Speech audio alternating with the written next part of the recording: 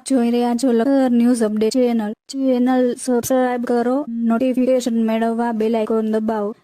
પાટલી દરવાજા પાસે આવેલ નાળા પાસે પાણીના ફોરા ઉઠતા પાણીનો વેડફાટ. લખતર ગામમાં એક બાજુ પાણીની પાઇપલાઇન લીકેજ કરવાનું કામ કરવામાં આવી રહ્યું છે, બીજી બાજુ નવી જગ્યાએ લીકેજ સામે આવી રહ્યું છે.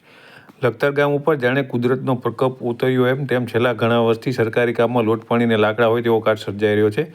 લખતર ગામમાં ગ્રામ પંચાયત અને કોન્ટ્રાક્ટર દ્વારા બનાવેલ સીસી રોડ, સંરક્ષણ વોલ સહિતના કામ થોડાક સમયમાં તહસ-નહસ થઈ જાય છે. થોડાક મહિના પહેલાં સંસદ સભ્ય મહેન્દ્ર મુંજપરાએ જાહેરમાં રોડના કામ અંગે ગ્રામ પંચાયતમાં નિવેદન આપ્યું હતું. લખતર ગામમાં રૂપિયા 11 કરોડના ખર્ચે નાખવામાં આવેલ અંડરગ્રાઉન્ડ ગટર અને તેના પમ્પિંગ સ્ટેશન ગટર લાઇન ચાલુ થયા પહેલાં જ 12 મણ પામ્યા હતા. તેમ તહસ-નહસ થઈ ગયા હતા.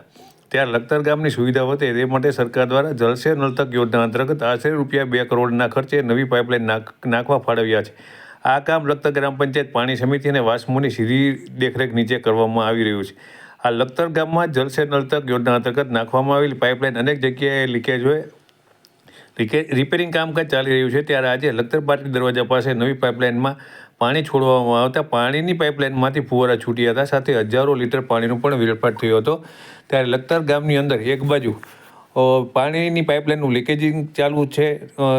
લીકેજ છે તેને રિપેરિંગ ચાલુ છે, ત્યારે બીજી બાજુ લખતર ગામની અંદર જે વાસ્મોની પાઇપલાઇનની અંદર પાણી છોડવામાં આવતા નવી જગ્યાએ પાણીની પાઇપલાઇન લીકેજ થઈ રહી છે. ત્યારે જોવું રહ્યું કે આગળ લખતરનું શું થાય છે.